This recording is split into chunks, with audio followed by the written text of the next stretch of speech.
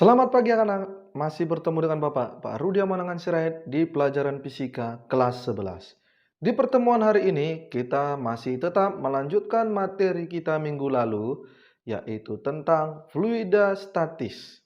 Materi kita hari ini yaitu dimulai dengan tegangan permukaan. Apa itu tegangan permukaan? Mari kita pelajari dengan baik. Oke, coba perhatikan gambar berikut ini. Pernahkah kalian melihat tetes-tetes air hujan yang nyangkut di dedaunan atau dahan atau pada sarang laba-laba? Atau pernahkah kalian melihat tetesan air yang keluar dari keran air? Atau apakah kalian pernah melihat serangga yang dapat berdiri atau berlari di atas permukaan air? Mengapa bisa terjadi tegangan permukaan? Nah, ini akan dijawab melalui materi kita pada hari ini. Oke, sebelum Bapak jelaskan mengenai apa itu tegangan permukaan, Bapak akan jelaskan mengenai gaya kohesi dan gaya adesi. Gaya kohesi adalah gaya tarik-menarik antara partikel-partikel zat yang sejenis. Partikel-partikel zat yang sejenis akan tarik-menarik namanya gaya kohesi. Misalnya, gaya tarik-menarik antara partikel-partikel air raksa atau lain sebagainya. Kemudian ada gaya adesi. Gaya adesi adalah gaya tarik-menarik antara partikel yang tidak sejenis. Misalnya apa? Gaya tarik-menarik antara partikel-partikel air dengan dinding gelas. Misalnya air di dalam gelas. Apakah ada tarik-menarik antara partikel air dengan dinding gelas? Itu ada. Disebut dengan gaya adesi. Jadi apakah itu tegangan permukaan? Nah, ini dia. Tegangan permukaan pada zat cair adalah kecenderungan permukaan zat cair untuk meregang, sehingga permukaannya seperti ditutupi oleh lapisan tipis. Nah, makanya ketika serangga berada di atas air, dia bisa berjalan atau berlari. Itu kenapa? Seolah-olah air itu seperti ada lapisan tipisnya. Seperti itu ya. Nah, jadi dirumuskanlah tegangan permukaan itu simbolnya yaitu gamma. Ya, gamma sama dengan gaya tegangan permukaan dibagi 2L. L di situ adalah panjang kawat ini ya. Nah, ini contohnya misalnya sebuah kawat ini. Ini sebuah kawat, kemudian ini sebuah kawat juga ya. Kemudian ini misalnya cairan sabun. Nah, kita masukkanlah kawat ini ke dalam cairan sabun, pasti nanti akan ada permukaan yang timbul di antara kawat ini ya. Nah, seperti itu. Nah, jadi dengan F itu adalah berat daripada kawat itu ditambah T, yaitu berat bendanya ya, atau gaya tambahan yang kita berikan. Seperti itu ya anak ya. Nah, jadi gamma itu tegangan permukaan, kemudian F itu gaya tegangan permukaan, kemudian L itu panjang kawatnya, kemudian W itu berat kawat, dan T itu adalah berat benda atau berat tambahannya ya, atau gaya tambahannya. Oke, kita lanjut. Nah, gejala tegangan permukaan itu sering terjadi sebenarnya dalam kehidupan sehari-hari. Misalnya, pisau silet dan jarum jika diletakkan pelan-pelan di atas air, maka dia akan terapung. Misalnya kita letakkan pelan-pelan silet atau jarum di atas permukaan air. Nah, pasti dia nanti bisa terapung. Nah, mengapa bisa seperti itu? Itulah adanya tegangan permukaan. Seperti ada lapisan tipis di atas permukaannya. Padahal sebenarnya jarum atau silet itu sebenarnya massa jenisnya lebih besar. Kenapa? Karena itu terbuat dari besi, ya kan? Atau logam.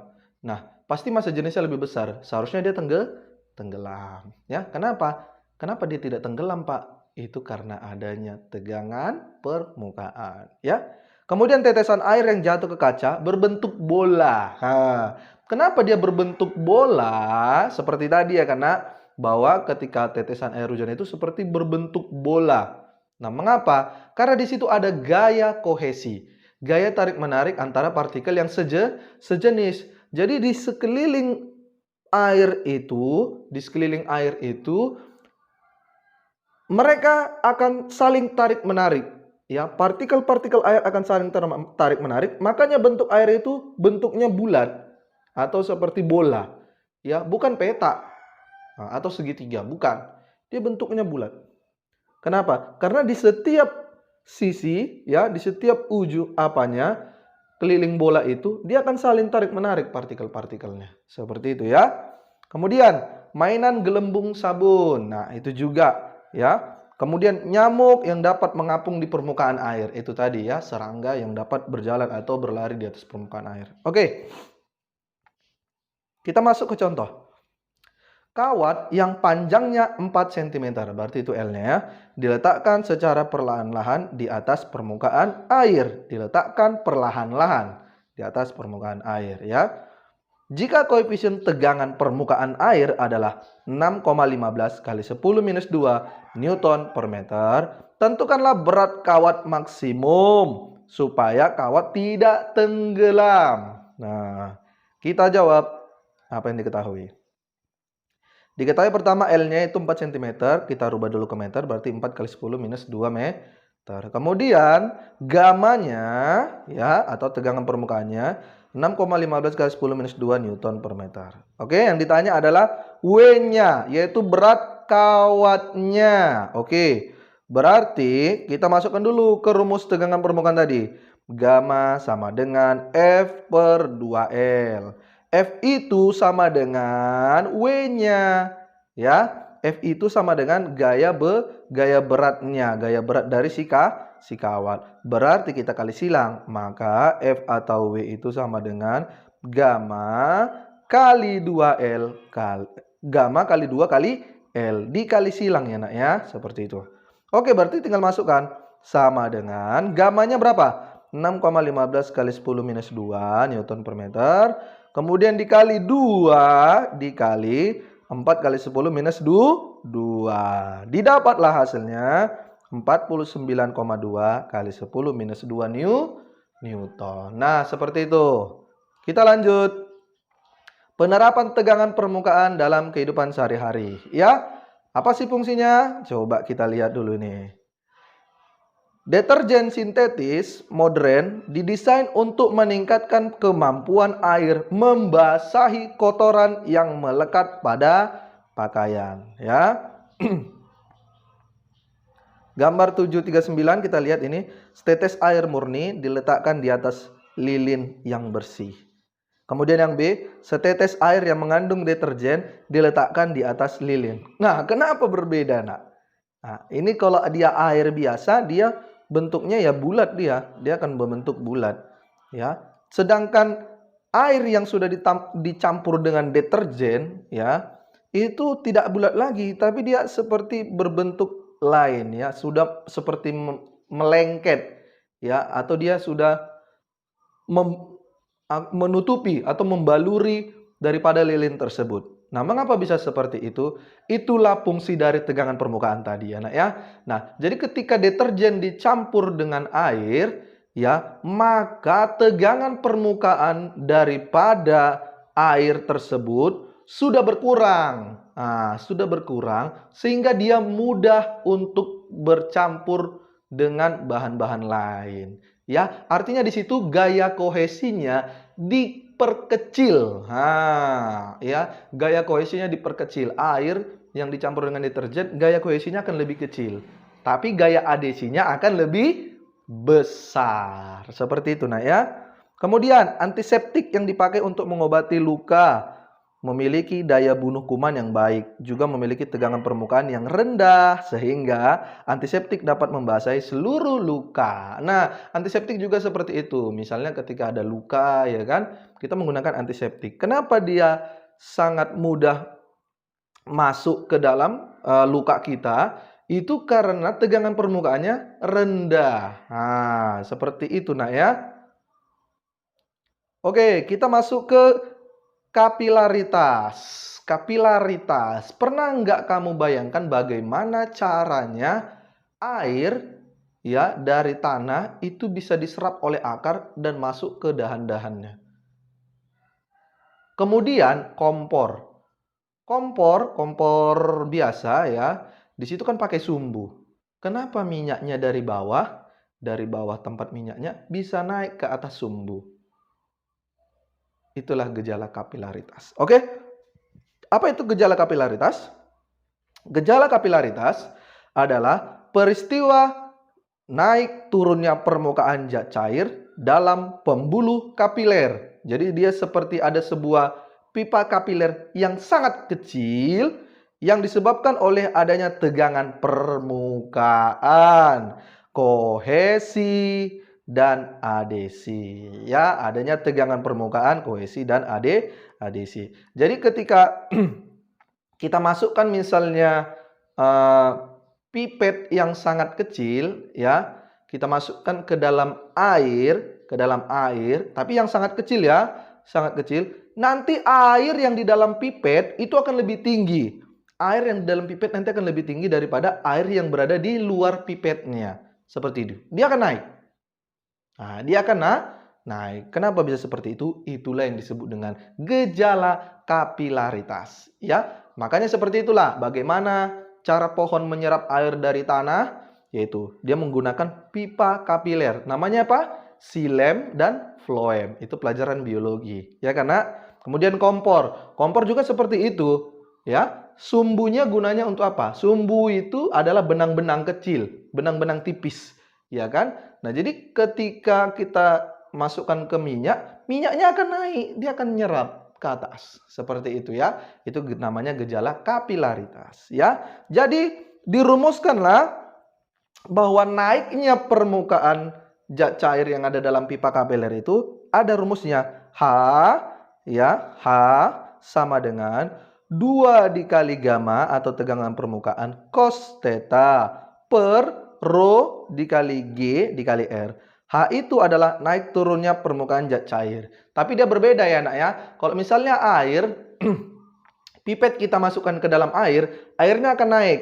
Dia akan lebih tinggi air yang ada dalam pipet daripada yang berada di luar pipet. Beda dengan raksa. Kalau raksa tidak, dia gaya kohesinya sangat kuat.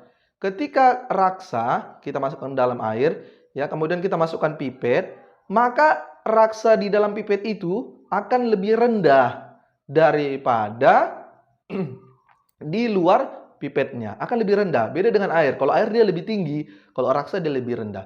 Kenapa? Karena gaya kohesi raksa itu lebih besar daripada air. Ya, oke, seperti itu ya, nak ya. Kemudian rho di situ massa jenisnya. Kemudian theta di situ adalah sudut kontak. Sudut kontak itu nanti kan permukaan daripada air itu atau raksa itu nanti seperti membentuk cekung. Nah, ya, tapi kalau dia raksa dia cembung permukaan air yang ada di dalam pipetnya. Seperti itu ya. Nah, ini dia gejala kapilaritas sering terjadi sebenarnya dalam kehidupan sehari-hari. Misalnya yang tadi ya, naiknya minyak melalui sumbu kompor, naiknya air tanah pada pembuluh kayu, kemudian meresapnya tinta pada kapur tulis, ya. Kemudian turunnya permukaan air raksa pada pipa kapiler turun ya. Kemudian yang kelima, meresapnya air pada kain yang tercelup dalam air di dalam gelas. Seperti itu ya, nak ya. Jadi ini yang meresapnya air pada kain dalam air dalam gelas ini, misalnya gini, kita isi air dalam gelas, ya kan? Kemudian kita gulung-gulung kain, kita masukkan sebagian ke dalam air, kemudian sebagian lagi di luar gelas. Nah, nanti air dalam gelas lama-lama habis. Kenapa? Dia akan terserap, dia akan menetesi terus. Dia akan menetes keluar. Seperti itu ya. Itu juga namanya gejala kapilaritas. Oke, nah ini gambarnya ya. Ini seperti ini gambarnya. Ini misalnya lampu teplok ya. Nah, ini sumbu lampunya, ini minyak tanahnya, ini apinya. Dia akan naik ini, akan naik ya. Begitu juga pada akar pohon ya, di situ ada pembuluh, xilem dan floem ya, nak ya. Kemudian handuk. Nah, ini tadi yang Bapak contohkan. Ini handuk. Kemudian ini ada air. Nanti air yang di dalam ember ini akan habis keluar. Nah, itu namanya gejala kapilaritas. Oke, baik anak-anak. Sekarang kita masuk ke contoh soal. Perhatikan contoh soal berikut ini. Pipa kapiler yang berjari-jari 2 mm dimasukkan tegak lurus ke dalam zat cair yang memiliki tegangan permukaan 3 kali 10 minus 2 Newton per meter. Ternyata permukaan zat cair dalam pipa naik 2 mm jika sudut kontak zat cair 37 derajat dan G adalah 10 meter per sekon kuadrat. Hitunglah massa jenis zat cairnya. Jadi tanya adalah massa jenisnya. Oke, kita tulis yang diketahui dulu. Diketahui R-nya, jari-jarinya 2 mm, kita rubah ke meter, berarti 2 kali 10 minus 3 meter. Kemudian gamanya, tegangan permukaannya 3 kali 10 minus 2 Newton per meter. Kemudian hanya ya naiknya zat cair itu 2 mm juga, yaitu 2 kali 10 minus 3 meter. G-nya 10 meter per sekon kuadrat dan θ-nya 37 derajat. Kemudian ditanya adalah ρ-nya, massa jenis zat cairnya. Oke, tadi rumusnya apa? Pipa kapiler. Gejala kapilaritas H sama dengan 2 gamma cos theta per rho kali G kali R. Yang ditanya adalah rho, berarti H-nya pindahkan ke bawah, rho-nya pindahkan ke kiri. Maka rumusnya menjadi rho sama dengan 2 gamma cos theta per H kali G kali R. Seperti itu ya. Oke, kita masukkan. Berarti 2 kali 3 kali 10 minus 2 gamanya ya karena cos 37 per 2 kali 10 minus 3, G-nya 10, kemudian R-nya 2 kali 10 minus 3 juga. Oke, maka didapatlah hasilnya 1,2 kali 10 pangkat 3 kg per meter kubik. Oke, demikianlah contoh soal dan materi kita pada hari ini. Semoga kalian dapat memahaminya, nak. Jika kurang paham, coba ulang-ulang video berikut ini ya. Nanti akan Bapak kasih pertanyaan, kalian jawab. Oke, demikian pertemuan kita hari ini. Bapak sudahi. Selamat pagi.